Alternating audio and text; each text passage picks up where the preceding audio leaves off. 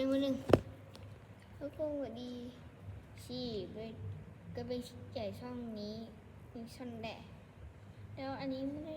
ช่องปิดตัวแฮะนะอันนี้ก็ไม่ใช่คือมือนี้ที่แซมซ่อนสอบพอมากข้อไอแฮะพังพังโคมแปลกไหมไม่เอกคิดว่าไอแฮะพังแล้วใช้ช่องนี้ตอนแรกก็แบบกู้แบบไงเนี่ยกู้คลิปเดิมกลับมาได้สุทำไม่ได้ต้องสั่งคลิปใหม่เลยช่องนี้ก็เป็นคลิปช่องใหม่แบบข่าววอช่องเก่ากับได้ทำแล้วแต่ผมไม่ได้กลัวมากไม่ต้องกลัวมากผมก็ได้ทำผมก็ทำช่องนี้แชร์แบบ